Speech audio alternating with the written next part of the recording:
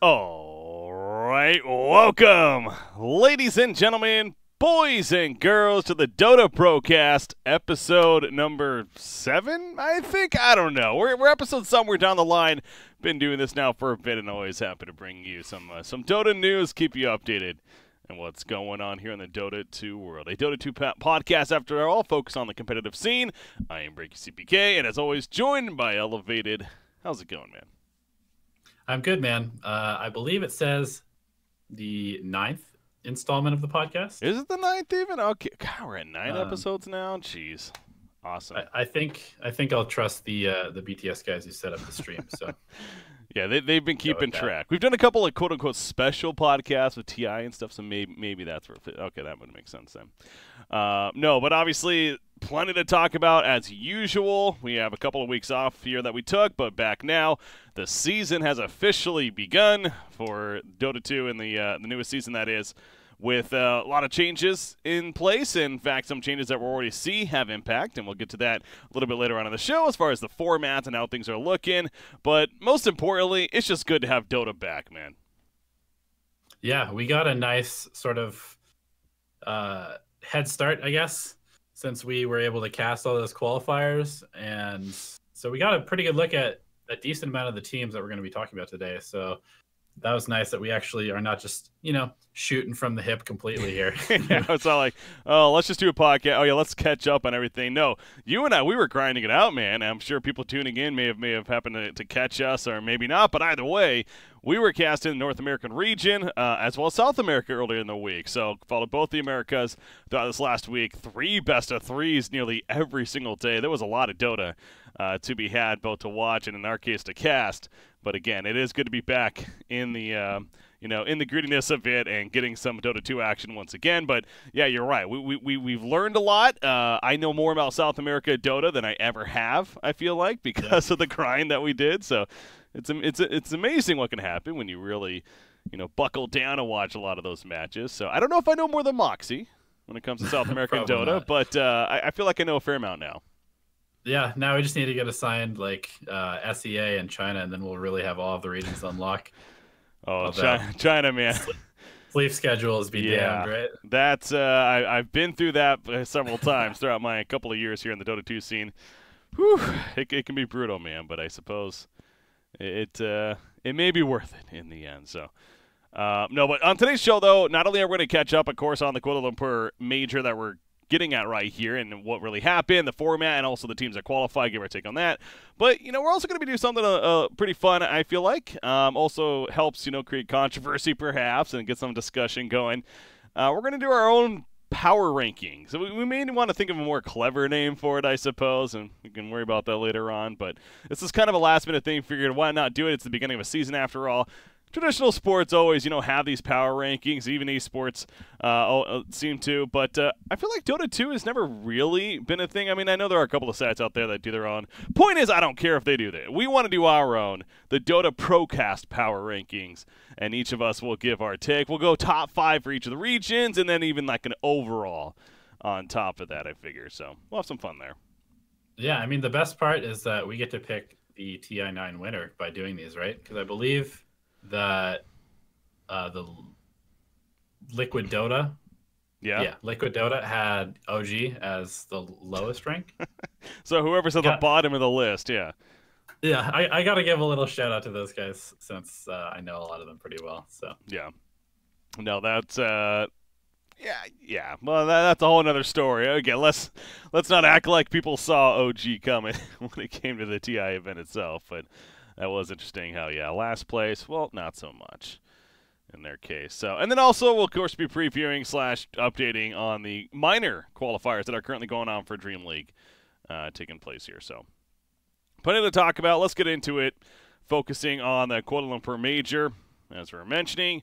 I figure we'll go through each of the regions first, kind of just breaking down how they all played out, and then a couple of more storylines to follow throughout on top of that. So, let's start with, make sure I get the right thing here. Yeah, there we go. Let's start with Southeast Asia, a region that, again, I personally didn't get too much time to check out. Like we said, we're casting the Americas throughout. But Southeast Asia, as far as teams in and out, another thing of this is going to kind of update us in terms of the rosters, right? Because obviously the first really qualifier of the event of the season, you're also getting a look at some of these new rosters that are taking place throughout. So we got Mineski in here, but much different roster. But TNC and Fnatic were the top two teams from Southeast Asia that claimed their spots. Fnatic especially looked very good throughout, from what I could tell. Undefeated in groups, on top of only losing the one game throughout the bracket, so one game drop in total.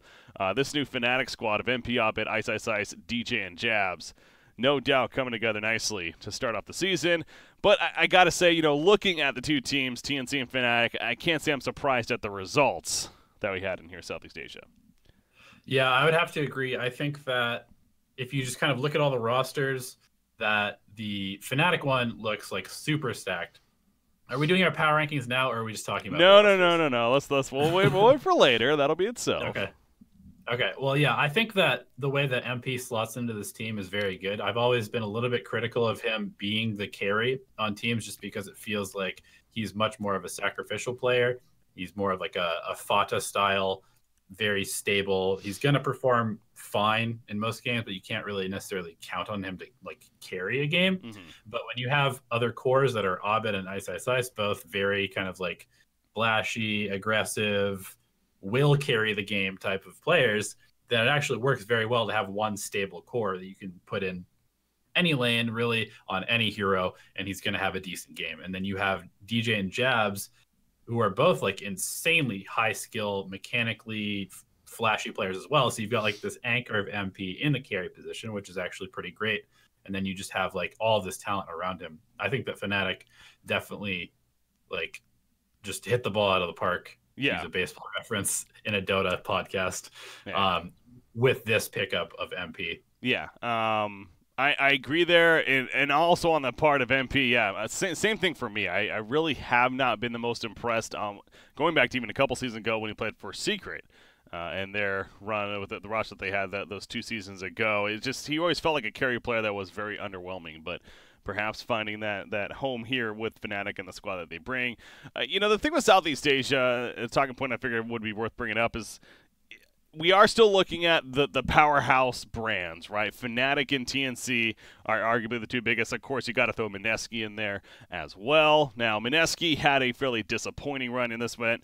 They got knocked out by Team Admiral in the lower bracket. They finished 0-2 in the group stages on top of that. So clearly, their new roster, what is JT, Moon, KP, Febby, and Mushi, coming together still early on in the season, but so far looking to struggle here. But I guess I'm not surprised again at the fact that these big-name brands are still the dominating teams.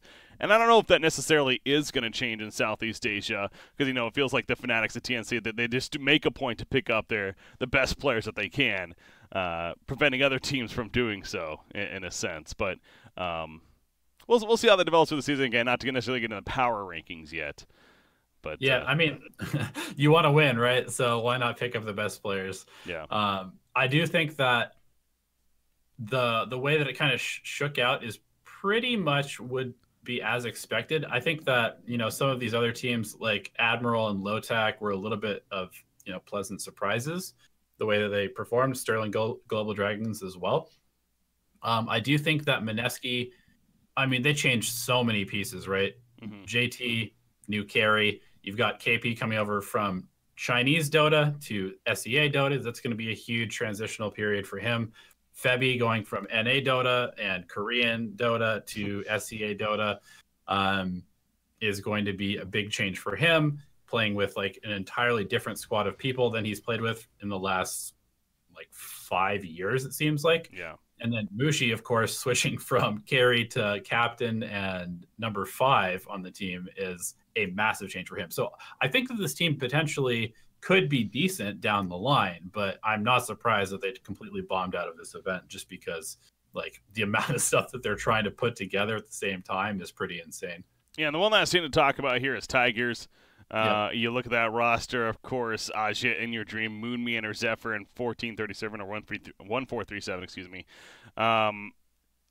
a team with expectations, no doubt, going into this event, and understandably so. I too had them, especially seeing Moonman and his new squad going to Southeast Asia. Definitely some big names on that squad. Again, they lost in the first line of the lower bracket to Low-Tac. As mentioned, one of these teams that may be a little bit of a surprise, but also has some decent name players throughout them. So, going to be another team to look out for. Again, we'll see how the power rankings look later on. But the first event, at least, not so good for Tigers. But yeah, TNC and Fnatic taking it out of Southeast Asia. To keep things moving along, let's hop over to... I just want to say one last thing about SEA, is that having not watched all of the games, it's a little hard to say exactly like what went on for me personally, but I do think that SEA kind of looks like one of the top regions. It was sort of like that last season, but I think that based on the teams and like the talent that's kind of spread out a little bit this season, I do think that they look like one of the stronger regions. And so, teams like Tigers and Low-Tac may just not be qualifying for this because the competition's so stiff. I think to that point, it could. Okay, when it comes to just overall competition, I could see your point, and yes, perhaps Southeast Asia. Like, if you look at the top 8 teams in Southeast Asia compared to the top 8 teams in any other region, yes. That's what I mean. Okay, then yes, I think that actually is a good point. Now, they don't necessarily have these powerhouse teams that could stand on the world, in my opinion, just yet. Again, we'll see how that develops through the season. And again, we'll get to it later on with the rankings here. We're overlapping a bit. But I see your point. And I agree, at least in that small sense of overall competition. Sure, maybe the argument can be made from Southeast Asia. So, all right, let's go over to South America. Again, a region that we happen to cover and cast and talk about how that shaped up. And it was a matter of the Pains. Pains bringing the pain. Haha.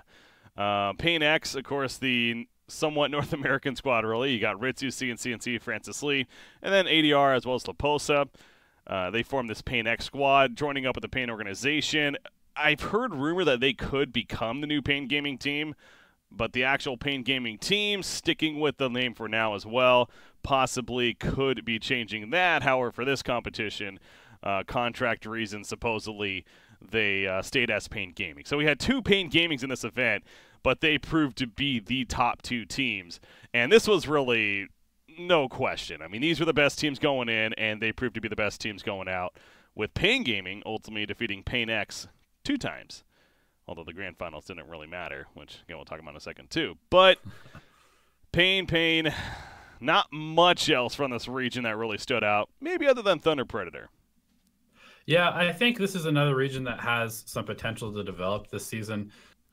I definitely do like the rosters of Thunder Predator and Infamous in particular.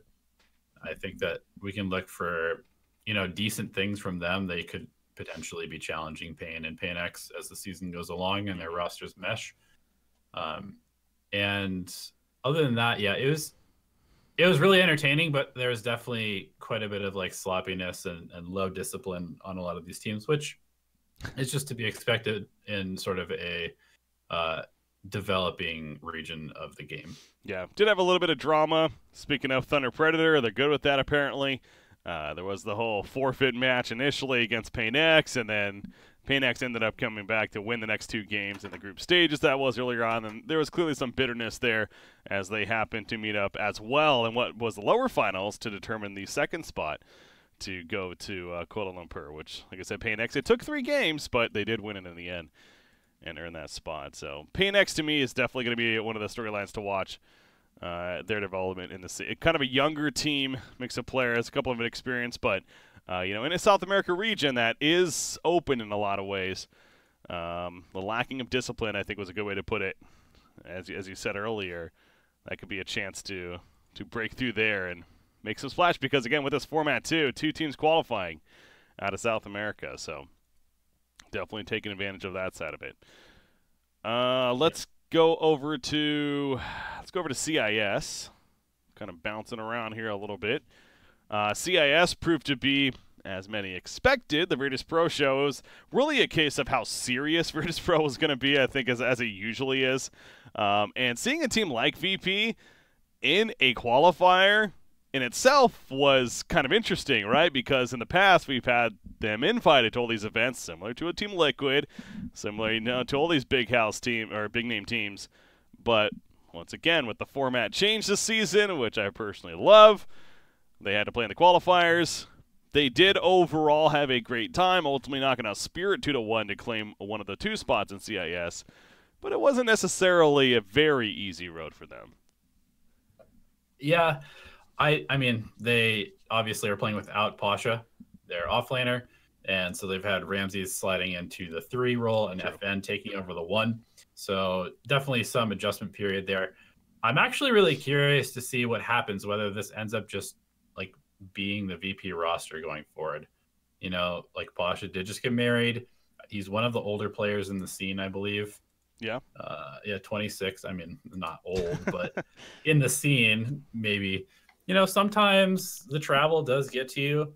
And I mean, they qualified with FN. I wouldn't be that surprised if at some point down the line, FN does kind of like become that next person for VP. Obviously, Pasha's still under contract. Yeah. And FN's just standing in for them. But, you know, if somebody were to decide that they just want to retire or take a year off or something like that, I think that FN has kind of proved to be maybe the best player without a home in CIS.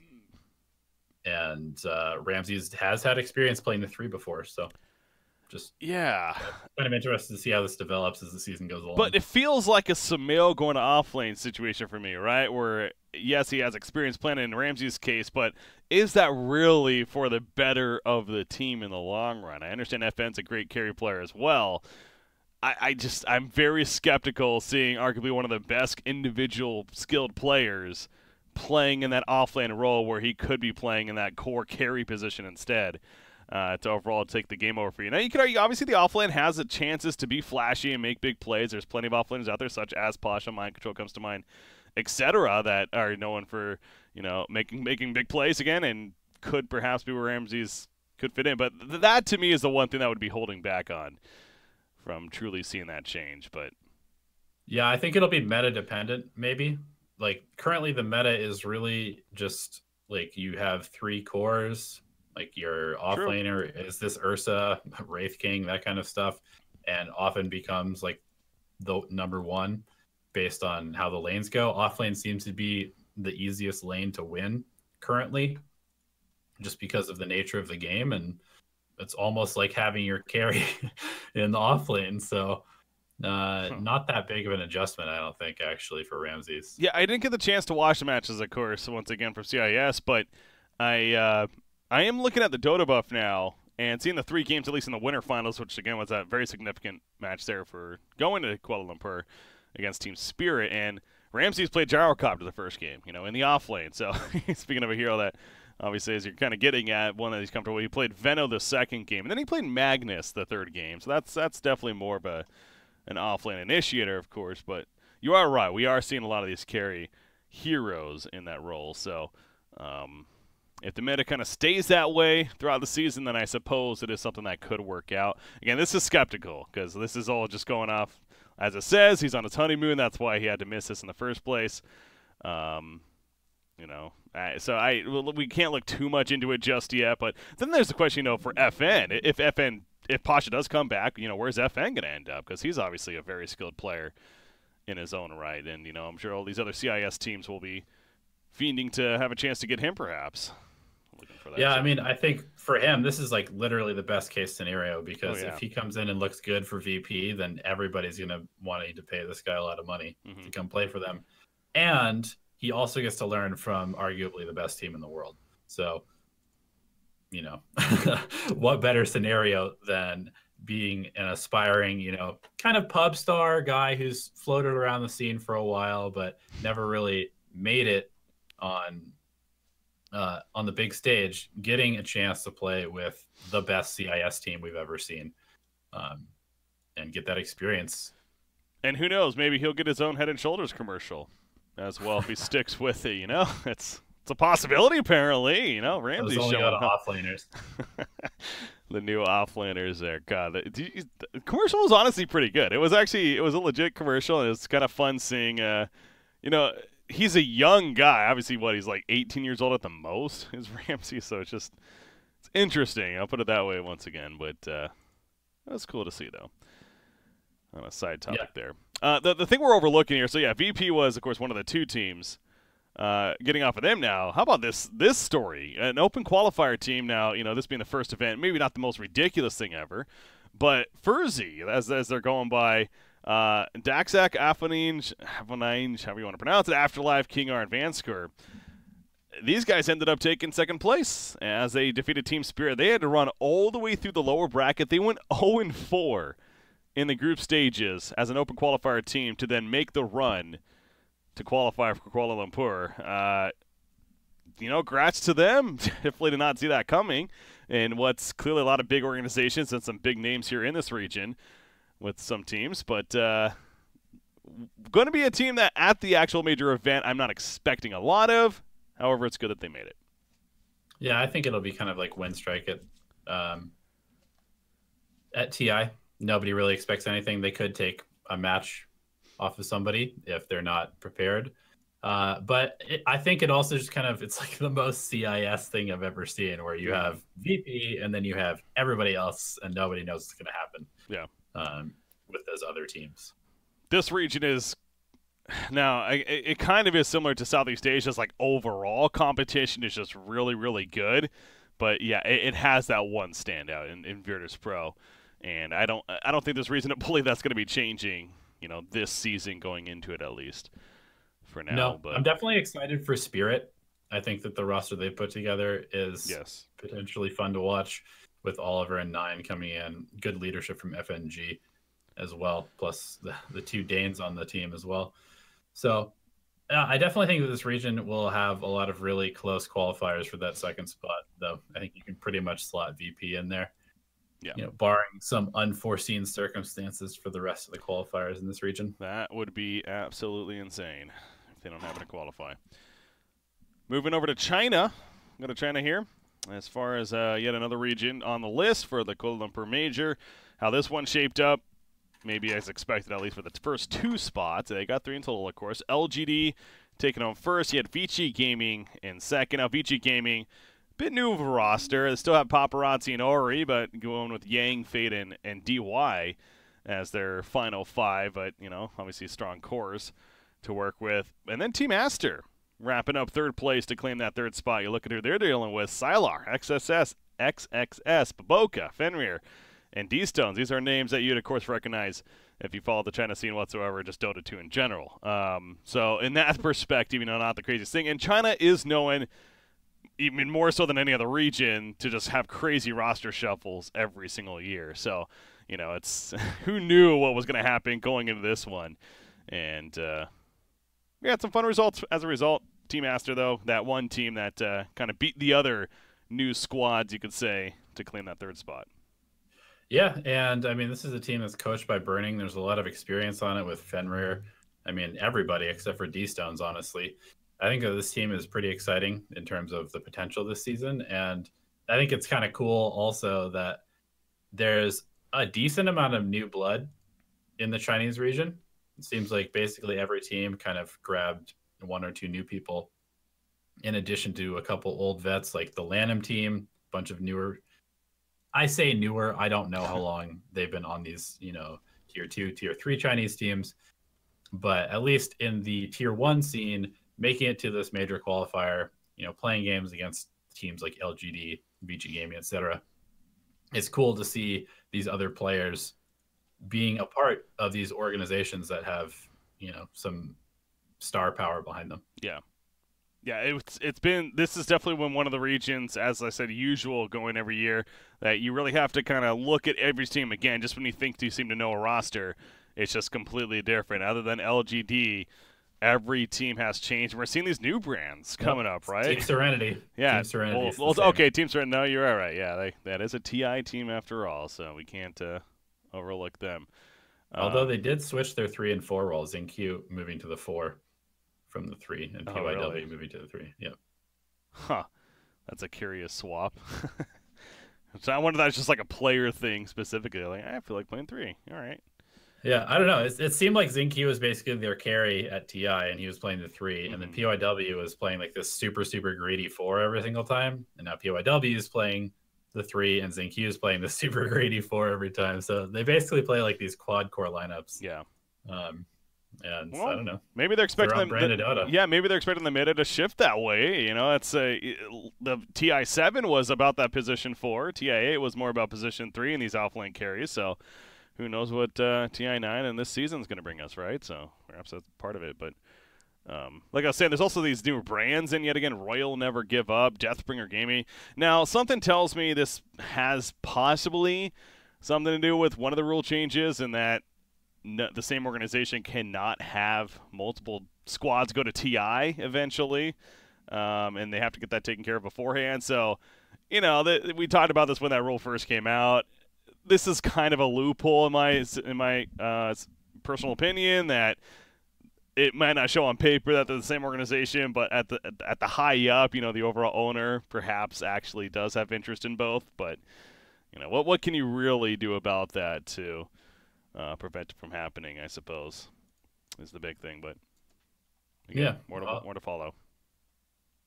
I wish we had like Jack or Josh or somebody on who knows the Chinese politics better of the Dota scene, because I am really interested to know whether Team Aster is actually owned by Burning. I remember when it was leaked, people were saying, "Oh, this is Burning's team."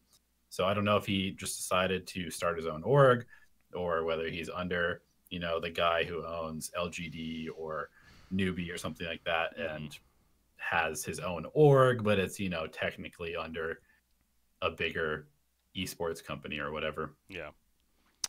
All right. Moving from China, we got 2 more to cover. Let's go to North America now.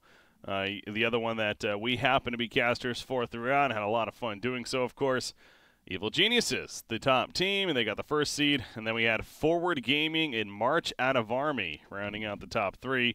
Forward Gaming, former VGJ Storm from last year, with Universe instead of Snaking, excuse me. And then March Out of Army, Moo, Bryle, Forev, Milan, and March. He's made a return to the competitive scene and qualifying for their first major this season. So getting 3 teams invited, or not invited, but qualified in the end. Now, you know, again, the top 2, no surprise. That third spot was the interesting one. Came down to, obviously, Complexity was going to be contender. They did have to play with Fear in place of their normal 5th. Skem, who had some visa issues coming over to the team house. Team had a solid roster. Black Sheep was a team that, you know, we could have expected perhaps something from. But really it was Complexity and March Out of Army felt like competing for that third spot. And March Out of Army, they took it. Yep. And I think that from having casted this, no real surprises for me. Yeah. I think that all the teams looked about how you would expect them to look at this point in the season, based on their rosters, based on how many changes they had, and based on really the teams that they were playing us in this qualifier. So in my opinion, I think that the NA region was actually the least interesting. It was, yeah. Just despite casting it, despite watching, there were some fun games, but I think the region itself is the least interesting so far. Well, okay, well, let's just get into this then. The idea that it had 3 teams. Obviously, you know, you look back last season, that was a big thing too with TI itself, getting the 3 teams, but going into this new season, you look at the lineup of teams and you compare it to Southeast Asia, right? A CIS, really any other region outside of South America, I suppose. It did feel like that it was probably the weakest overall, and thus, you know, do they really deserve 3 spots compared to 2? Obviously, that's more of a hindsight thing to say, I feel, but at the same time, in hindsight, maybe CIS or Southeast Asia deserves that 3rd spot more than North America. Yeah, it's really hard to say. I mean, I definitely feel like the drop-off from the top 2 teams in this region is more severe than any other region, as far as like comparing those guys and then the rest of the region, Mhm. not comparing like cross regions or anything like that. Because I think that probably South America, as far as like overall quality of the teams, is still the weakest. But I think that the drop off in particular from NA, the EG, Forward Gaming, and then everybody else in that qualifier was pretty significant. And I mean, maybe it sounds like I'm flaming March Out of Army, but I think that they're definitely a decent team. But then beyond them, especially, I don't know. I didn't get to watch Complexity play very much, but I think that this is a team that the ceiling is lower than people would expect. Yeah. And I mean, out of the brand name, perhaps. But I'm not super sold on this team yet. Happy to be surprised. And as far as the 3 spots, I just wonder if it was assigned before the rosters had come out, right? I believe so. This seems like something that was assigned before that would happen. So I don't know how much communication the tournament organizers have with the players themselves, but I think that probably they were expecting PPD to still be in NA. That's fair. And so it's almost, if you go on that logic, then maybe it is a little bit like a free slot to one of these teams. Yeah. But I think that was probably the most surprising roster move, was PPD moving to EU from NA, and could just be a result of the NA region getting three slots because of that. So this is where I wonder if Valve is going to make adjustments moving forward. You know, will they wait to see how Merchant of Army does at this major, or will that be too late even? But point is, are they going to maybe see how these qualifiers went and be like, oh, well, the next major, we're going to give that 3rd spot to CIS. You know, will they adapt, or will it just, is this going to be the thing moving forward? I don't know if we have that answer yet from Valve. It'll definitely adapt. You think it'll so? Definitely adapt. Yeah, I mean, they're in charge of assigning these extra slots. They made that pretty clear. So I'm sure that they're going to be monitoring the scene and making the necessary adjustments. I don't believe that we'll ever see a region get 4 slots. Although I guess it's possible. I guess it's possible. I guess it's possible if one of the regions just looks way, way better than everybody else. But it'll probably, the 3 invites will be shifted to maybe CIS, maybe SEA. Well, who deserves it more? I mean, in my opinion, I think it's CIS. I think the overall competition there is slightly better, and they've been around for that much longer as far as organizations go, as far as the competition of the players. I really like what CIS brought to the table with their new rosters across the board, personally. I know Southeast Asia strong themselves, but they, the 5, 7, or it's 5, 6, 7, 8 teams, personally, I don't think as strong as the CIS region from what I saw, at least. So if I was Val, I would, from these qualifiers, I would look at him and just say now, going forward, give that 3rd spot to CIS instead of North America. You're losing a lot of fans right now. hey, speaking the truth. What, so you would go Southeast Asia? I think I would just wait until the end of the major. But can you see? Aren't the qualifiers going to happen before though? See, that was my point earlier. I don't know if for the next major can. Yeah, I don't know when the next major is set to be for the qualifiers, because the Kuala Lumpur is not till like late November, right? Early November, November 9th through the 18th. So yeah, we won't know results until mid-November from the event. When is the next major qualifier? Do we even know yet? Is there a date somewhere? I'm sure it's after. If it's after, then I suppose they could. It has to be after, right? Because they have to be able to invite people to the regional qualifiers, and those are going to be based off of how you perform at the major. Okay, you know what? That actually makes sense. Okay, so if that's the case, then I suppose they could do it results-based, kind of, at the event. Yeah. All right. I think that's the most likely scenario. What if South America what if both the Pain squads finish, dead last place? Are they going to go back to 1 for South America? I don't think so. Yeah, something tells me they're going to keep that at 2. That's a business move right there. Yeah, I also don't think that Pain Gaming with the Misery is going to bomb out. I think they're going to be pretty good this year. Yeah, they should contend at the major at least. Top 8 is reasonable for sure for that team. All right, that leads us into our final region. Unless, one other shout out, Team Zoloto, man. It's fun seeing a squad like this, very Ad Phenom-like, right? Where they got this country that's not the biggest known in Dota 2, in their case, Greece. in Zolotol's case, Mexico. And who would have thought there's a Dota squad out of Mexico that was going to be able to compete with the best of them? Yet they looked better than most of these other teams in the open qualifiers outside of March out of Army.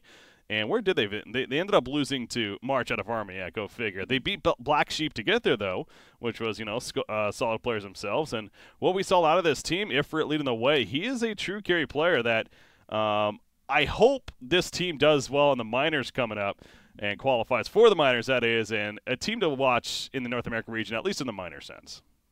Yeah, I definitely hope they stick together for a significant portion of time, because I was pretty impressed individually by the players. Their strategies and drafts were something that I think will probably evolve as they get more experience, maybe bring on a coach or something like that. But I definitely thought that individually, a lot of the players had some pretty standout performances in the games that we casted and watched. Mm-hmm. All right, so Europe, our last region, and I saved this for last because this definitely has some of the biggest storylines right here, right? Okay, so going in, again, a case of really across the board. There's very good teams throughout. You look at, of course, the amount of teams, Liquid, Secret Alliance, and Ninjas in Pajamas, which is the PPD's new squad, as we were mentioning. But then even the open qualifier teams, Team Lithium here, you look at that roster, Madara, Mage, Keizu, maybe next time in Peksu, got the Final Tribe with now Chessie in place in that mid-position, Aragorn at the support. The results ended up playing out with Team Secret getting the first seed, Ninjas in Pajamas a second, and Alliance, the new Alliance squad coming through and taking the third spot. And personally, I was really excited for that. My boys over there, the Han Trash representing, and finally starting to shine a little bit more in the big scene. So I look forward to seeing how they do at the major. But wait a second. That means some team didn't actually qualify for the Team Liquid. How about that? They did not qualify for the major. They got knocked out by Lithium. That's right. The Keizu squad over here, 2-1 in case you missed that somehow. But that started not only, that was just a big shock to a lot of people, but that started a discussion of the whole invite system and whether or not it's fair, etc. But first, let's start with just the results right here. Secret taking it all, and then NIP and Alliance. What did you think? I was pretty shocked at how bad Liquid looked, but then, the news came out that Matamba Man was basically like taking some time off or something. And then they just completely shuffled their roster around. They have Kuroki playing carry 1/2. Or like 2, yeah. It's like, what? And who is even RMN? Fifth? Oh, right. Okay. Stepping in. Yeah, so I mean, I gave this region a thumbs down initially, but it's more like I don't really know what to expect. I didn't get to watch a ton of the games, but it didn't really seem like I watched a Liquid versus Lithium game, and it just seemed like very mediocre. Yeah. It didn't really feel like either team was very clean. And I mean, maybe that just goes back to, new rosters forming. And I think that probably that thumbs down that I gave this region might actually be just that the competition is now really stepping up in EU. It's something that we were pretty low on going into TI. It seemed like Europe was like the weakest region. But I don't know, with the rise of teams like the Final Tribe and Lithium, and even I think Mango Bay has some decent potential as well. I like a lot of the players on this team. And of course, with PPD moving over, signing with Ninjas in Pajamas, this NIP squad is definitely another massive contender, I think even globally. Oh, yeah. So I don't know. It's kind of hard to say. It's like, is Liquid just on that downslope where they are burnt out on competing, because they've kind of been like that top team with the target on their back for 2 straight years at this point, and they really need to shake it up and take some time off, or don't care. What is it? Yeah. It's kind of hard to read into it. It is. But I mean, with that being said, Secret, I would say arguably has a much better roster than last year based on their team. And then Alliance looked pretty good in their games as well. This is a team that's stuck together and had some time to bond. They're getting coached by Loda. They seem to be a pretty tight-knit team. sticking together after not qualifying for TI is something to be said. They like playing with each other, obviously, and then Nip and even the Final Tribe and even Lithium, like all these teams, really, they have impressed me with the roster that they put together. Yeah, that's something I was going to touch on as well, so I'm glad you did. Just how this European region is sneakily getting better. And let's not forget this all doesn't even include OG, right? Where OG, now to be clear, they made a point that they're sitting out the first major, thus the minor of the season. They just won TIA. They want to kind of enjoy it. The season started up fairly quickly in their mind. They wanted to be able to relax, absorb what happened and not look to rush into things for the new season here. So that's completely understandable. It really is. Back to the Liquid situation. So again, this leads into one of the biggest changes going in this year was the lack of invites for the main event itself. And personally, when I saw that, I love the idea, and I love it even more now that we've seen these results. And maybe that's not fair to Liquid almost. Like, I don't want to sound like I'm hating on Liquid. I love the fact that Liquid did not qualify for the first major of the season, because I think it even shows that much more how desperately needed this invite system, or taking away the invite system even, was needed for the health of the scene. With teams like Liquid, like Virtus Pro, like Evil Geniuses, not only because in some ways they were the big brand names, and that's understandable why the organizations would want them there for that reason alone, but they got to skip out on having to qualify as a result, and, they didn't have to worry about the possible upsets that could happen or, having to challenge some of these lesser teams to an extent, because they just got that free ride. And yes, they obviously had great results at the main events, but that didn't necessarily mean that they deserved to be there in the first place. You have teams like the Final Tribe, like Alliance now, the great example here, happening to qualify.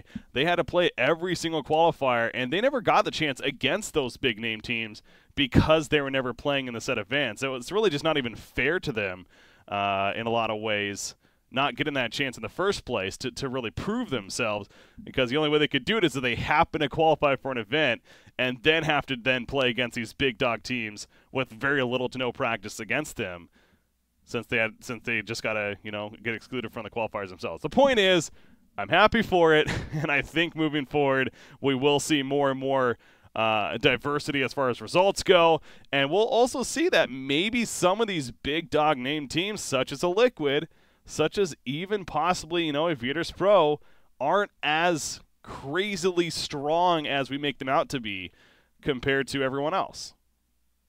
Yeah, I definitely think that I don't know if it's unforeseen consequence of this new system is that just the consequence of the system is that the entire scene is going to get way stronger over the course of the year. And that is just because, like you were saying, these other teams in the regions are now going to get games against the teams that are thought of as the best in the world. They're guaranteed to get games against them every single qualifier, basically.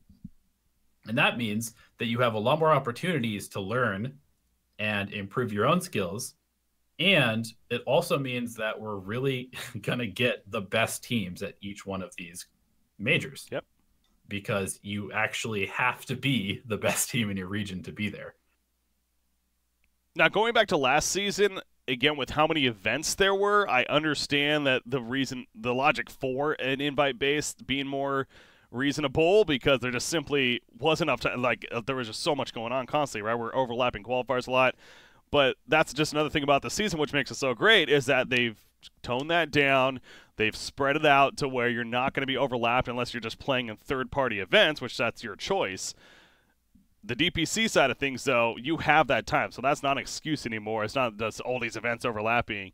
What do you expect from us type of deal. So that's just yet another decision made by Valve about this season that I just love, and the adaptation going forward. But yeah, great point about it's just, again, we're going to really see more this season than any, perhaps, in terms of a lot more of these quote-unquote underdog teams coming up, because they're now getting these chances to make a play for themselves and to shine moving forward there. So the new DPC season is better for everybody except for the top teams, because that's true. There's less money available over the course of the season with less events. and all these teams that were previously able to just kind of sit back and, watch film on the teams that were fighting to qualify and trying their hardest, and then show up at the event with their strategies that they've been hiding without having to play. And like they actually have to work for it now. So now, continuing with the format here before we move into the power ranking shortly. I brought this up with you. It's kind of interesting so technically playing in the major, or playing the minor, excuse me, if you still qualify, because obviously, so again, the teams that didn't qualify for the major, they then get to play in the minor qualifiers to qualify for that. Now, the last spot in the major, there's 16 teams. Right now we have 15 teams. The 16th team is going to be the team that wins the minor, in this case Dream League. Moving forward right here, they then get to go to the Kuala Lumpur major. So there is still that one spot. Now, Valve has also made a point, too, where there's actually going to be points on the line for the minor as well as prize pool. Now, first place only gets 120 points compared to first place getting 5,000 points at the major. So there's definitely a big difference, but hell, even money, you're looking at $125,000 for first place. Where I'm getting at is that there's those that may suggest a team like Liquid is almost quote-unquote abusing the system, where they miss out qualifying for the major, they qualify for the minor, they then have the run, as you'd almost expect, being this big dog team in a minor event. They win the minor, they get that extra points, as little as it is still something, as well as that chunk of money, and then, oh, by the way, they still get to play in the major on top of that. So they technically get more chance at more money and even more points than these teams that have already qualified for the major itself. So that's a slight loophole. Now, I don't think any team in their right mind would realistically go into these qualifiers expecting that to just take place and for them to do that. But it is a little bit, I suppose, of a concern, and something that we could see play out as the season goes on here. Yeah, I mean, there definitely is like some chance of abuse, and we are Dota players after all. We literally play a game where being able to abuse loopholes is how you win games and be good at Dota. So, maybe somebody is trying to find that angle. But like you said, I mean, purposely losing the major qualifier and, giving up one guaranteed shot at 5,000 points and then taking the chance to not make it even to the minor and then just basically throwing away the 5,000 points seems like a pretty terrible idea. And to that being said, Liquid may not even qualify for this minor because they've already been knocked down from the upper bracket and now has to play Lithium, who knocked them out of the major qualifier, just for a chance to stay alive and then get another shot at the team that beat them to qualify for the minor. So yeah, I was going to bring that up as well. Obviously, we'll just go over a little bit more of the minor shortly here too, but exactly, they're on the verge of being knocked out, not even qualifying. So again, anyone that had this idea that that's what Liquid specifically was doing, that's just silly. It's not the unless case. They're going for the super long con and then always going to the lower bracket to make it seem like they are trying and just not very good, and then they qualify that way. Then all of a sudden, a Matoma Man shows back up, and they're back to their full 5-man roster, and they go through it and win everything. Yeah. Right. I suppose if that happens, that still could be possible. I think that would be pretty easy to see that that's what's happening. Yeah. And, pretty easy to police going forward. Might be some shady stuff happening there. No. But, on the verge of not qualifying the minor, how about that? Wouldn't that be something? All right, so that's all the regions, the formats, and everything. I suppose one other thing to kind of talk about with the major qualifiers, how do you feel about the format? I mean, me personally, it felt okay. I felt like maybe it was a little too short, specifically for the regions that had 3 teams qualify, right? And like in our case, we casted actually South America, which had 2, which was nice, but then also North America with 3. I say that because by the final day, literally all the teams had qualified that were playing, and they were just playing for quote unquote seeding, as we kept getting told, whatever that means. So that part has to go. Yeah, that was bad, really bad tournament organization. Take that off and extend like the group stages, I suppose, somehow make it more of like a full round robin even. like an 8-team round robin? Could we potentially do that? I didn't have a problem with the group stages. I thought the groups were okay. I thought it was just a matter of how the bracket worked out, or that I was not a fan of. I mean, just the fact that you get to the bracket, you win one best of 3, and then you're qualified in 3 of the regions, but not in the other regions. It was pretty weird. I feel like it's, a little bit harder to balance the opportunity for these teams. I don't know. It just felt really weird. I didn't like it. I did not like the fact that in 3 of the regions, all of the teams were qualified by the final day, and then the final day was just there. So I certainly hope, I'm sure, that it will be fixed for the next qualifier. Yeah. It's I would be curious to see how they do. Like I personally would. I would be a fan of doing more of a, like I said, a round robin where every team plays each other. Cause like BO2, one team qualifies, and then the next like the 2 TI qualifiers, right? That was just like TIA qualifiers, right? Where that's exactly what they did. But then you have 3 regions doing that, and then 3 regions doing something else, right? No, you can still do that in the other regions. And then just have 1 slot through a bracket. Yeah, or just still have 2, where only the 3 team bracket, again, similar to that's what they did with TI, right? Where the 2 team ones, they just both went through to the or they went through the playoffs, and they determined from there. So yeah, I think that format was great, and it's for the biggest event of the year, and so clearly they like it too.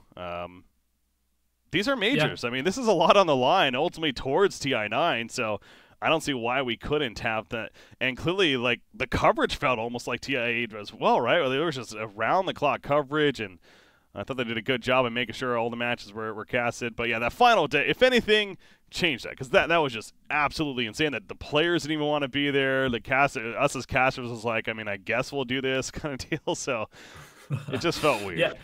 And especially because, like, some of the regions clearly did not take it seriously, and then some of them were definitely playing pretty hard. Yeah.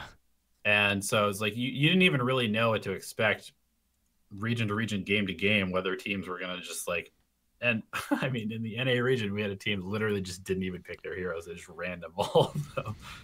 Was that NA? Yeah. In the grand finals?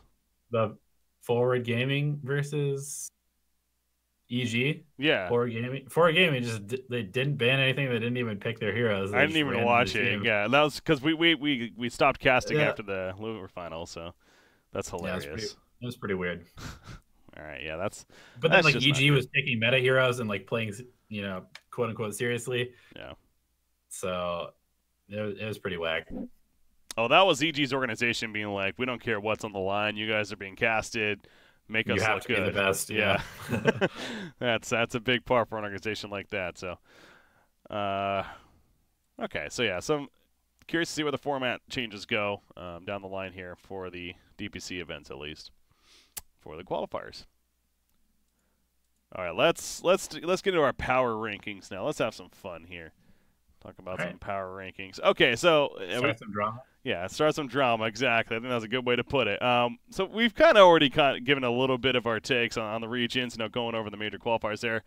So let me just be clear off the bat. The point of this is, first off, it's for fun. Let's just make that very clear. It's for fun. We do this because it helps create discussion, if anything. That's also another point of it. Don't take this as the Lord Gabens saying, what teams are going to be in this order and everything. Just for talking pieces. And in my case, at least, and I'm sure yours, is going to be our personal, honest opinions, but doesn't necessarily mean that's how it is or we're always right. This is how we get on Reddit's front page, right? Yes, this is what we're ultimately trying to do here. Stir enough drama to get us on the front page. So what I thought would make sense, we'll go by each region, do a top 5 of each region, and then we'll do it overall on top of that. And then we'll do a world, but top 10. So it plays out a little bit more. But I think kind of breaking down the regions also will help. I don't know why, but why not? Because I definitely have some stuff written down, and in some regions it's just like one team and then everyone else. Exactly. Well, that's there's a couple of regions that will be like that. All right, so let's start with South America. Let's just start with South America, and at least in my opinion, keep it pretty simple here. Make it easy. Here, you know what I'm going to do actually? Let me just create another document here for a visual. All right. I can show. Make it South America. We got here. I'll do mine first. All right. So for should I be filling this out as well? Or are you just gonna write? No. I'm just doing it, and I'm just gonna be showing it on screen for people to see as a visual. All right. So mine, I had Pain Gaming, the original Pain Gaming, as top team. Pain X as second. Thunder Predator as third. Infamous as fourth, and Brackstone as fifth. So that's my my lineup there. Again, really in this case especially, it came really just from the major results as far as the qualifier, and then throwing in Infamous and Brackstone on top of that, simply because of name recognition and who they are. So not much to it else than that. It's South America region, wild card. Who the hell really knows? But I am pretty confident with this list right here. So, okay, well, I have the same, except I would switch Infamous and Thunder Predator. I think the Infamous is the third best squad in this region. Okay. So I'd say Pain, and then put like 12 spaces between them and the next slot, and then you put Pain X, and then you put 3 spaces between them and the next squad, and then you have Infamous, Thunder Predator, and Brackstone in that order. Yeah, you have Infamous over Thunder Predator, really?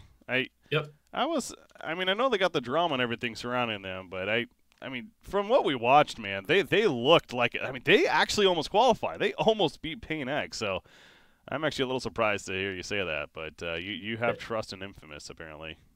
They did. I just think that Infamous has a higher ceiling as the season goes on. And, I mean, I'm also a little bit biased Tomato based on fanboy. The minor qualifiers where Infamous did beat Thunder Predator in the semifinals. So spoiler. Did they really? I actually didn't know that. Yeah. Okay. Well, yeah. See, this would have been better to ultimately do even before all the qualifiers. But, so having the first qualifiers in there, it helps a little bit sway some decision. And we're making informed decisions as Yeah. opposed to just complete shots in the dark. So could be okay. And this is something we plan to do. You know, maybe once a month or something like that. I think would make sense. Okay, so there's South America. Once again, to show you guys, only difference Thunder Predator, Infamous. Yeah, this is a region I don't see changing much either as we move forward. All right, we'll have you do the next one first. Let's go over to CIS. Oh, okay. This is this is the toughest one to do, so probably. You have Spirit first, I'm guessing. I have VP, and then I just have all the rest of them on a line below that. No, that's cheating. No, but honestly, if I had to rank them, I think it goes Virtus Pro, followed by Spirit,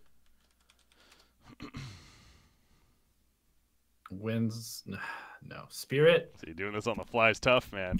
God, I know. Okay. That's why I did it a little bit earlier because I knew that I would run into the same I didn't know thing. we were gonna have to do 5, man. I thought I just had to do like my general thoughts. Okay, so I'll go Virtus Pro, Spirit. I mean, I guess I have to go Furzy. They're going to the major, so I'll say they're number 3, despite, you know, maybe they should be number 2, but I'll go Virtus Pro, Spirit, Furzy, Windstrike, Navi, and Espada.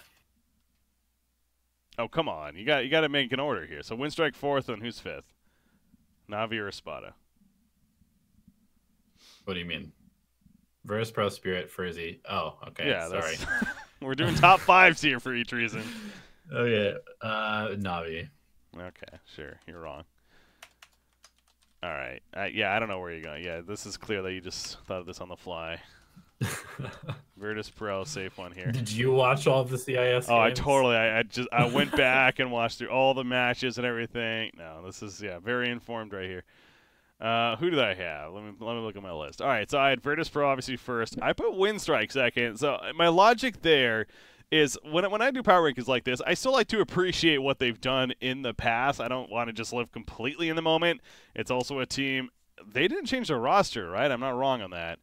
I believe it is the same roster, so I give them that factor and that benefit as well on top of it. So for me, Windstrike has to be second. And then I put Team Spirit third. So Going back to last season, I've always been high on Team Spirit and what they can bring to the table moving forward. And this new roster, once again, I do like. I have Furzy 4th. Like you're getting at, I mean, just because this team qualified for the major, I don't think just all of a sudden shoots them up to the top of the list in CIS. I'm not saying it was a fluke, but I wouldn't be surprised if they don't qualify for another major the rest of the season. I'll put it that way. Right.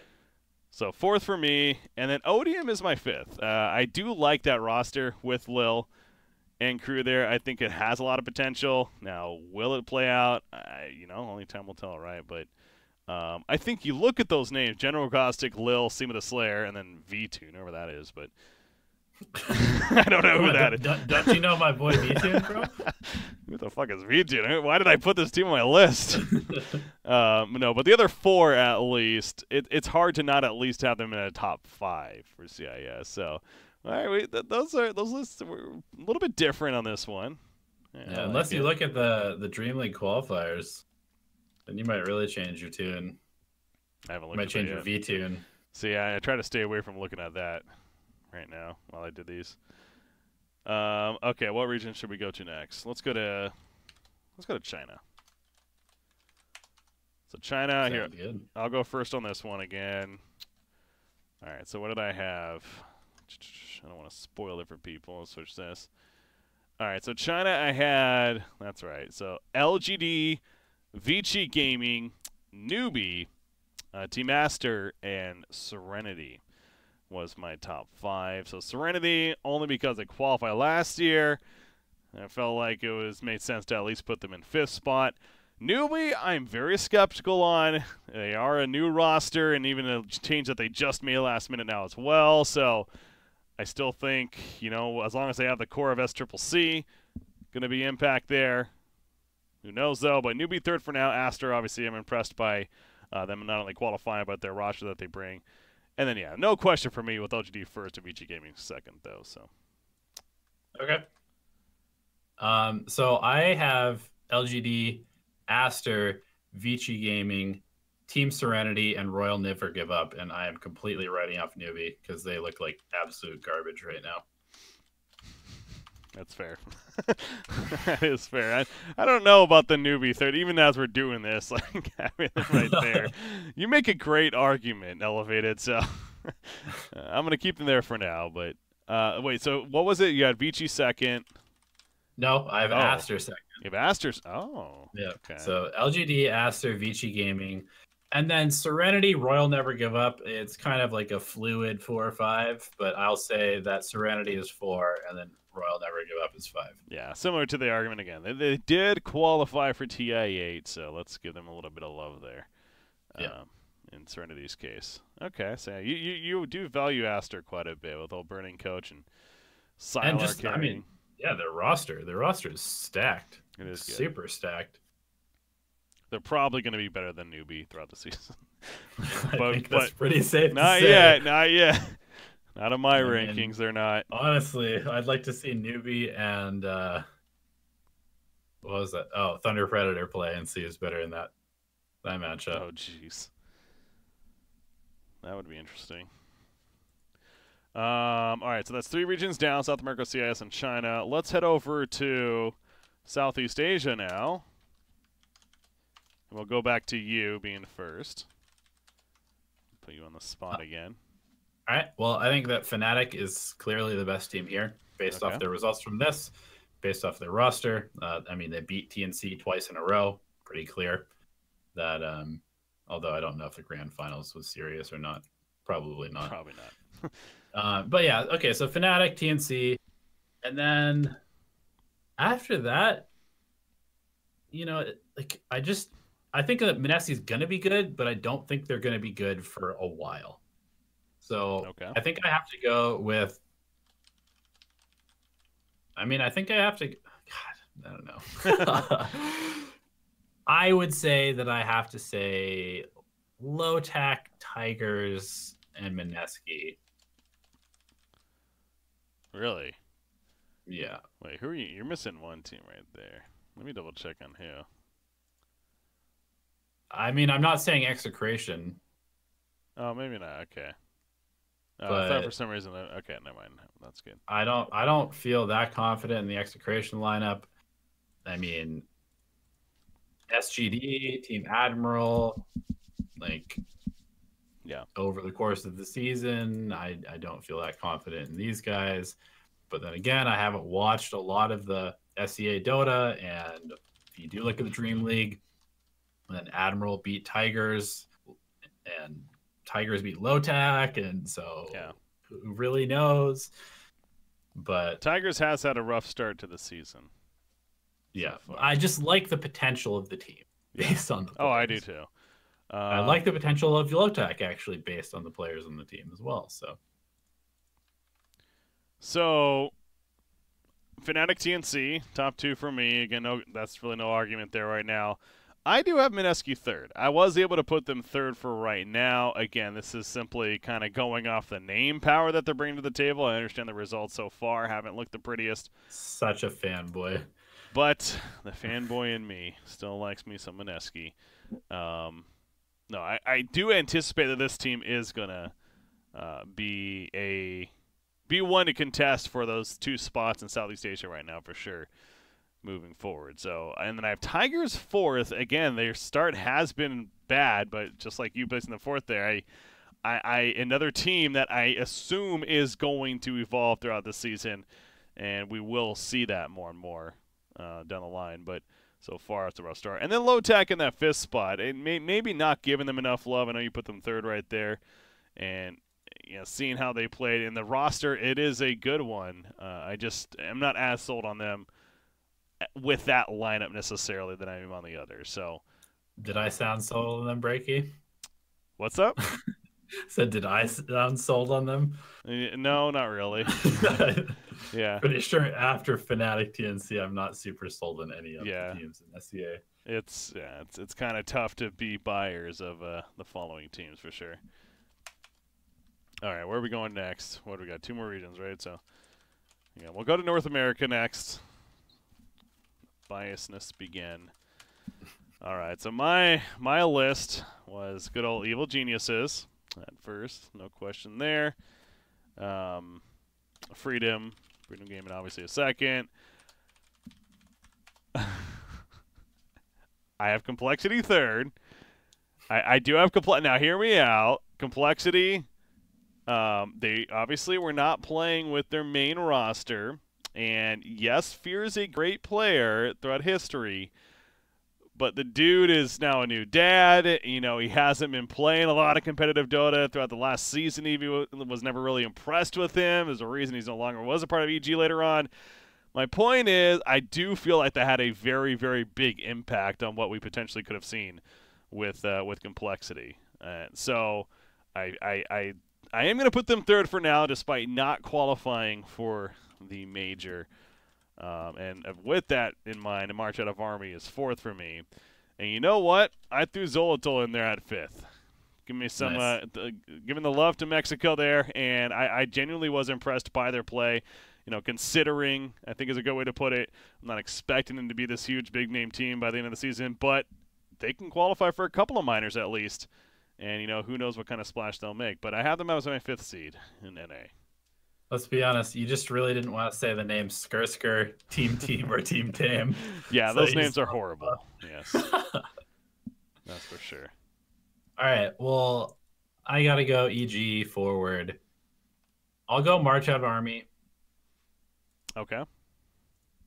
I'm very tempted to not put Complexity on this list. You can't do that. Come on. I'm very tempted to not put Complexity on this list. So what I'll do instead is I will say Runes, which is BSJ, I Annihilate, Monkeys Forever, Boris, and Juve, and then Complexity, Team Xolotl, number 6, if I can give a 6. Wait, is BSJ back on that team? No, so Team was the BSJ stack. Then he was replaced with Costa Bile. That's now right. Team looks like a really not very good team. So he's on Black Sheep. They were known as Black Sheep in the qualifiers. Yeah, but they've also shuffled around. Okay. So Runes, and then who is your 5th? Complexity. You do have Complexity as your 5th. Okay. And then Xolotl is number 6. Chalada, is that how you say it? Xolotl. Xolotl? I've been saying Xolotl. Okay. Yeah. Or I mean, I don't speak Spanish hardly at all, but I did look up the pronunciation. It's like Xolotl or something like that. You said it was like some kind of god in there. Yeah, it's like the god of the sun, I believe, something like that. It's a cool name. They had a cool flag. I just love that. I love seeing that. It's fun. Complexity 5th. All right. We'll see. So this leads us to our last region before the overall rankings that we're going to do here, which should also be very interesting.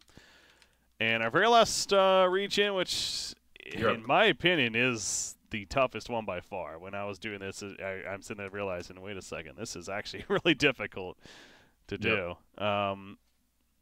So I'm going to put you on the spot first, if you think you're ready. Okay. Yeah. This is the only one that I actually ranked all 5. Okay. So there will be no flying in the seat of my pants right now. So I have Ninjas in Pajamas number 1. Very interesting. I have Team Secret number 2. I have... Oh, actually, sorry. I need to start over because I keep forgetting that OG is part of this region because they were in the qualifiers. Okay, so I still have Ninjas in Pajamas number 1. Okay. Then I have OG. Then I have Secret. Okay. And then I have Alliance and Team Liquid. Okay. But that ranking of Alliance and Team Liquid is completely dependent on whether Team Liquid is like actually trying or not, and I'm not sure if they are. Because if they are actually trying to win games, then I would have them ranked higher than Alliance based on their roster, based on the talent that they have. But I actually currently have them ranked lower than the other 3 teams. Yeah. I do think Alliance has potential. And then, like, I actually went as far as to rank TFT, Mango, and Lithium below that. Like right below, yeah. Yeah. No, it's going to be a fun season and year out, man. I'll put it that way. Yeah, I definitely like this region is one that I'm going to be following super closely. Mm-hmm. All right, so interesting. Now the TI7 champion 7th, or TI7 champion 5th, I should say. And then the last year TI champion 2nd. You know, I actually have OG 3rd right now. I put Secret first. I'm actually more sold on Secret's lineup currently than I am on NIP's. I think NIP at the end of it could maybe be higher, but right now I like what Secret has. You still have mid 1 as of course essentially their carry player.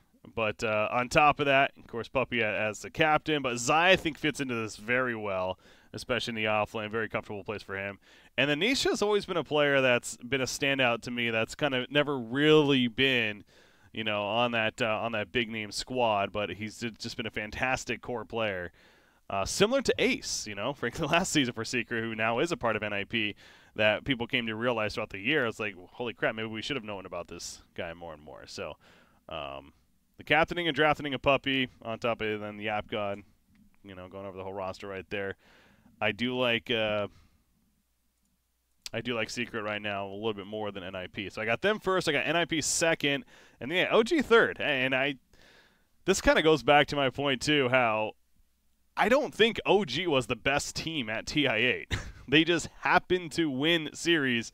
They had the hot streak, right? And that's just how it works sometimes at these big events. There were several of those series that they frankly should have lost, yet they somehow found a way to win. So I'm not going to sit here and put them in as my top seed right now when I truly believe that. Now, can they have a great run this year? Perhaps, but they struggled throughout most of last year, and I don't know if I see that changing, honestly, despite them winning TI8 in the end. And it also kind of depends on whether Anna decides that he's going to play, because there is a chance, I suppose, that he just stops playing again. True. That's possible. So if he doesn't play, then I have no idea where to rank them. Yeah. No, that's depending on them keeping the same roster. That's a really good point, which we haven't actually 100% confirmed, which may have to do also with them not playing in the qualifiers we had here. So And then I had Liquid fourth, as I pointed out, with Alliance fifth. So I understand that Liquid's not qualifying for the major, and they're on the verge of possibly not qualifying for the minor. But it is hard for me to put an up-and-coming team like Alliance over the TI7 champions and a team that still has the same roster, at least as we know for now, right, at this time. So for the last 2 years, they've been a very consistently good team. I'm going to keep them at least in that fourth spot for the time being. But yeah, I mean, I'm being kind of like extra harsh on them not having watched a ton of the games, but just like feeling like maybe they just aren't that hungry at the moment, and Alliance is a very hungry team. I just realized it's on a 5-minute delay, unfortunately, so it's pointing out in chat, though. I kept calling them Freedom Gaming instead of Forward Gaming. I actually even wrote down Freedom Gaming. That's funny. There was a Team Freedom once in a while. There was, like, and once upon a time. It's America and everything, so you know what? It just made sense to me, but it's actually Forward Gaming. I should probably get that right. Oh, that's good. Good old me being American. Okay. All right, so world rankings. So this now, is actually really interesting. This is the legit stuff, right? Because top 10 world rankings. This is high quality production, by the way. We got going on right here. You know, maybe I'll make graphics in the future that we could use to be a little more professional, but using a good old Google Doc. I guess the question is who first at this point. I'll go. You want to just go first, get out of the way? All right, I'll go. Let's have you go first. All right, number 1, LGD. Number 2, EG. Number 3, VP. Okay. Number 4, NIP. Number 5.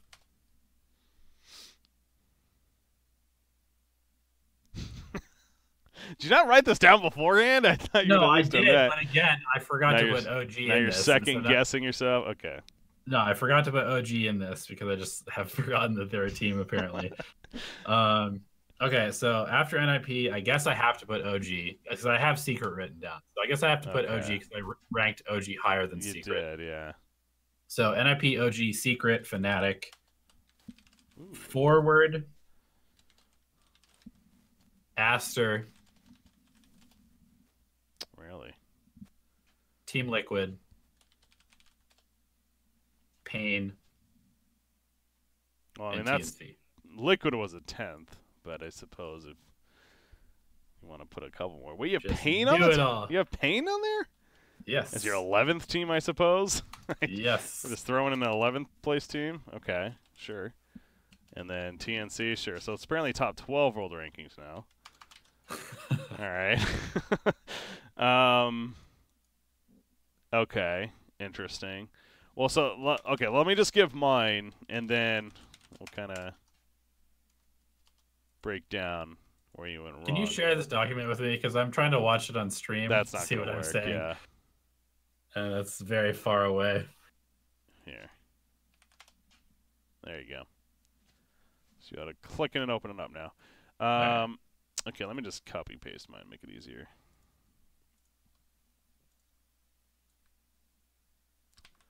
All right, so this is my rankings.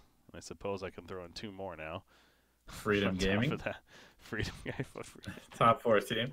Top 5 team. I was so stuck on the idea that they're Freedom Gaming. I don't know why. All right, anyways, LGD first, like you. EG, VP are top 3 is the same. Then that's where it starts to get a bit different. As I mentioned before, I have Secret right now above NIP, so I put Secret 4th. I have Forward Gaming 5th. I'm still expecting a lot out of Forward Gaming, and frankly, I think as far as the big name teams, NA is the best region right now because in my case, at least, you have 2 of the top 5 teams in a power ranking of Forward Gaming and EG. You know, overall, the qualifying competition, different story, as we talked about earlier, but at least in that aspect, I think it is. NIP 6th, I am very sold on the squad, too, and I think with PPD leading them, Ace and Fada, great core players. Fada going back to his roots. They are a team to look out for, and it could surpass, say, Secret and even do more. But for now, going to keep Secret ahead of them. But NIP 6th. I do have OG in 7th. As I mentioned earlier, the same logic stands. Liquid 8th. And even looking at this now, I'm almost questioning that a little bit. But Liquid 8th, if they play with the roster and maybe are a little more serious. Then VG Gaming 9th, and then Fnatic to round it out for me, as far as a top 10 win at least. I suppose if I had to go 2 more, I don't know. I mean, maybe an Aster I could throw in there as my 11th, and I don't know after that. I don't know if about TNC. If I'm sure, that's good. I'll put TNC in there, sure. That's my 12th team. As what? Xolotl. The Mexican squad, dude. Oh. You mean Xolotl? You've been giving them a lot of love. I'm not going to put Xolotl in my top 12 power rankings, no. No, I'm not going to do that. But maybe down the line. We'll see where they go. Complexity, I should put 12th, actually. No, I'm not going to do that. Yeah, I'll keep TNC there. Okay, so those are my top 12. So I suppose the biggest one, one of the things I did notice compared to mine, you're sold on Fnatic a lot more than I am. Southeast Asia region for me has always been difficult to truly get behind as far as what to expect of them in the overall rankings. I feel like there's just been a lot of disappointment over these last couple of years. I know people out there aren't going to like that statement, but it's fact. It's the truth. So I am sticking by that. But, who knows? I do have them in my 10th spot. I put them in my top 10, at least. But I will go as far as to say I think that this Fnatic roster is the best C roster that's ever existed. I think they're better than last year's Mineski. Was that the best though? There's been some, I guess. Wasn't it like TNC a couple of years ago that had that run at TI? It did very well, but yeah, I suppose Mineski you could argue is perhaps the best team that we've had so far of last year. That is. You really think that? Okay. Yeah. What is our roster again? Let me double check. MP, Ovid, ISIS, DJ, and Jeff. The MP factor for me is I look at that and I'm like, I don't know. Dude, he doesn't even need to carry. Like, every other player on the team is a carry player. Yeah, you could have said that last season for Fnatic too, though. Eternal Envy didn't necessarily need to carry, yet that was Eternal Envy. That was an MP. Yeah. Those are entirely different types of players. I don't know. It just the name on that team that's the one worrisome thing for me. But you're sold. I'm just excited for the majors. Revisit these power rankings. Yeah, exactly. Too. That's what I was thinking. I can laugh in your face. Hey, or the opposite way, which is probably going to be. It's going to be fun. This is the cool thing about us doing at the beginning of the season. That we will be able to revisit, as you mentioned, a month or so down the line, and look back where we were wrong and make some changes accordingly. But yeah, it's going to be a great season ahead of us. I mean, obviously with all the roster changes taking place and now getting an idea with the qualifiers underway, so it's good times. Forward gaming, not freedom gaming. Forward gaming. All right, so we are getting a little bit longer here. Let's just quickly go over the Dream League qualifiers and how they're shaping up so far. Put on screen. We do already have one team that's qualified, in fact, the Final Tribe out of Europe. They're one of the 2 teams from there, so congrats to them. There's going to be 8 teams in total in this event. Yeah, it looks like it. 2 from Europe, 2 from North America, and then 1 from the rest. Interesting how that played out. But yeah, North America, dear God. 3 teams for the major and then 2 for the minor. These pretty questionable. That's one way to put it. As NA fans ourselves, it's something's wrong if we're talking about that. But congrats Complexity, I guess, and one of these other 3 teams that's gonna make it on. So. I think BSJ is gonna be at a minor, honestly. Yeah. I can't imagine that the Runes team that is a good team. Will not beat Xolotl and Team. They should be playing soon here. Yeah, as we're doing this podcast in a half an hour from now. So we'll see how they do against Team. BSJ. Or Gelato. BSJ. Wait, no, Runes already lost. What am I saying? So Runes lost to Complexity. Okay. Yeah, but that's to be expected. Yeah. So it's a matter of can they beat the others, though. BSJ, man, at a minor, that would be fun. I'm sure DreamHack themselves are even a hope. Let's be they're rooting for that. They wouldn't mind that when it comes to viewership and everything. I actually like the format of this a lot, by the way. Of you have the direct invites, who are basically the top teams at the major qualifiers, and then you have a couple open slots or one open slot going directly into a bracket. Yeah, I think this is a pretty good format for a minor qualifier. It's kind of straight to the point, you know. It's not a lot of fluff. That's all for the major, and that's I think even more reason that you need more in the major. Going back to that, honestly, that then it leads into this where the minor's just kind of like, okay, now a last chance to at least qualify for an event. So I do agree with you there that this is actually good, even as simple as it is. It makes sense to me.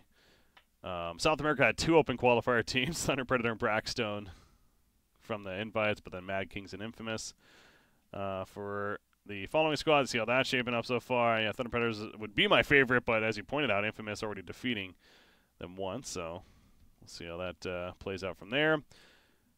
In Europe, mentioned the final tribe. How about this? Mango Bay beating Team Liquid, and now Liquid has to play Lithium, who lost to them in the major qualifiers just last week. He lost to that series 2 games. And I'm expecting the same. I mean, sorry. I watched a little bit of the series earlier. Kuroki on mid, like, it's just, what? No, this doesn't work. RMN, a good player, but he's definitely no Matoma man, and stepping in as a support. It's just clearly something's going on with Liquid right now. I honestly think they're going to lose and not make it to the minor. I am going with Lithium over Mango Boy as far as the second spot, but we'll find out tomorrow, I suppose. And CIS, how about this front? Yeah, Na'Vi getting to the grand finals already. Only one team qualifies. Odium not even there, and Windstrike not even there either. Like, didn't make it through opens, I guess. Wow, Espada and Spirit, and then the opens. Did they? No, Windstrike did. Windstrike lost to Na'Vi, and then ODM, they weren't even in top 8 from what it shows, so if they played. Interesting. Empire's another team out of CIS now. They do have Chappie, unfortunately, so got that going for them. How many games? I mean, am I wrong to say that? I don't think I am. The guy has an interesting history, I'll put it that way. So there's that. Oh, Jesus. Anyways, good luck to them, I suppose. Na'Vi might be going to the minor, though. We'll see. Yeah. And then China. What are we shaping up here? Serenity is in the grand finals. Newbie Nihom having to play it out. See who faces Royal Never Give Up. There's 3 invited teams here, it looks like. But yeah, Serenity would be my favorite for sure out of these 4 teams. Look at that squad. And then Southeast Asia, Team Admiral. Who is on that team? Boombox is really the only one that I recognize, honestly. Jeez. Yeah. Okay. Well, they're on the verge. Tigers, they did lose them in the winter finals, so they could come back. But then, Lotac, they've faced Boom ID, the old Indonesian team. Southeast Asia. There you go. That's that. That's a quick recap of what's going on in the Dream League Season 10, which is the first minor of the season, which will be the first main event to take place, remember, because, again, then the winner of the minor goes to the major. It's just kind of funky how it's qualifiers are opposite from the main events schedule and everything, but right. So that'll be at the end of the month, right? Let me turn on, let's see. Dream League? It is October 29th through November 4th, so in a month from now. And the major's like the week after. Yeah, they're very close together, aren't they? So whichever team qualifies, again, they're going to need to get tickets and everything to fly it to Kuala Lumpur, which I'm sure they have some system in place for that. But going from Sweden to Kuala Lumpur, that's not an easy flight either. That's got to be a long freaking flight. Holy crap! I'm actually curious now. Stockholm to Kuala Lumpur. Let's see. I'm gonna guess like 13. Yeah, 15, 16 hours. Okay. Flight, yeah. It's like going from the U.S. to Australia. Yeah. Basically. All right. I think that's pretty much it. I mentioned in the notes here, maybe touching on the patch that did come out, but again, it was just several nerfs that took place. Yeah, it literally did not change the meta one iota. Doesn't feel like the exact same heroes are being picked. And they're just slightly worse than they were, 2 months ago. Yeah. there is bound to be another patch soon. Of course, 7.20. A lot of people are expecting. And then there's also that new hero that's supposed to. When is he coming out? He was in winter, right? Yeah, they said winter, so Okay, that could be a I'm while. guessing it'll be after the major. But God, I really, really hope that they change a couple things about the patch. Just, I don't know. I mean, although that being said, like we had literally every hero being picked during the qualifiers. Oh yeah, across all regions. So I say the meta's stale, but it's really not that stale. We saw some cool picks coming out from teams as we got farther along in the qualifiers, and there's definitely some room for experimentation still. When people say we're seeing the same heroes, there is a little bit of legitimacy to that. In that, like the first bans and then the first like 3 picks, it is very similar. But those last couple of picks do usually swap things up a bit, and we are seeing some diversity. So it's I'm fine with where we're at, and I'm not saying we don't need a patch, but I am not like fiending for a patch, at least from a spectator point of view. I'm also curious when Grimstore comes in, because I haven't played him yet myself, but I know you've been playing plenty of pubs, and I've experienced. Is he OP right now, or? I mean, he's 40% pick rate at Divine Immortal bracket. Jeez, he's higher than Pudge, which says something. People are playing him, and I assume what is his win percentage probably pretty high too. I actually am not sure. Let me check on it real quick. Yeah, I'd be curious. I assume it's probably not that high just because everybody's playing him. True. But he's 50%. So. Oh, that's expected then. Okay. I mean, that's pretty good considering how often he's being picked. Yeah.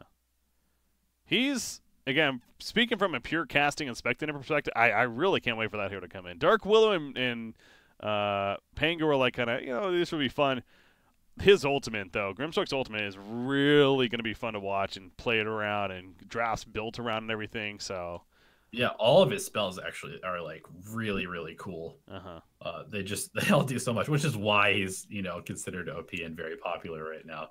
It's just because he actually can do every job that you need to have a hero do in a game, pretty much. Yeah. I think that's it. I think that covers it. We got the minor qualifiers still taking place. By the time the next podcast, of course, we'll be able to preview the minor event, and also are there even any other events going on right now that I'm looking at upcoming? I guess ESO Hamburg is late October, so we'll be able to preview that in a couple episodes from now. Down the line right here, which actually, speaking of that real quickly, they have announced some invites for the tournament. Now, this is a third-party tournament. This is not DPC, so to be clear, they're inviting the big name brands. Now, obviously, the one so far is Mineski, where you're like, oops. But everyone else, I think, is fine on this list. So, yep. But no Liquid yet. Yeah, well, OG, I'm sure they're talking to them too. But yeah, the last two is going to be interesting because you're right. OG has to be one they're at least in talks with, and then maybe Liquid, but also there's no Chinese teams invited yet, which is pretty insane. That would be. Could you imagine a Dota 2 event where there's no China teams invited? Holy crap. When's the last time that happened? That's Dota 1. Yeah, that's got to be a while, honestly. Region-specific tournament, something like that. Again, this is a third party. They can do what they want. They can literally invite Tier 2, Tier 3 teams up to them. So I'm never going to, argue against them directly inviting a team like Mineski from Southeast Asia for that reason, but obviously from a standings or ranking standpoint, it's unfortunate, but good for them at the same time. Cool. All right. There we go. I think that's time to wrap it up now. I think we found the spot. So, anything else, Mr. Elevated, before we do? Shout out to people who don't give up in their pubs in the first 5 minutes. You guys are doing something right. We were venting a little bit before we started the podcast. We might have had some recent experiences that caused that statement right there. Me? No, all of my Dota experiences are positive. You make them positive, which is great. That's what you should be doing. That's what you would hope everyone would be doing. So, have fun in the Dota world. Pubbing and everything. I plan to play this weekend, actually, so we'll get back into it. Feeling good. Thanks for tuning in as always, guys. Always fun to be here. Sorry again about a couple of weeks break. I mean, honestly, I don't know. It might be the trend. We'll see. Ideally, we want to do this every week, but sometimes it just doesn't work out. Right now, plan is for that. Keep you guys updated. Let you know what the future holds. Enjoy the podcast, or hopefully you did. Of course, you can always find us on the YouTube side of things as well as on top of SoundCloud. All over the place with the BTS podcast. They do a great job of helping us out here. And getting this out to the peoples to tune in. We'll see you guys next time. He was Elevated. I was BreakyCPK. Have a good night, guys. Until then.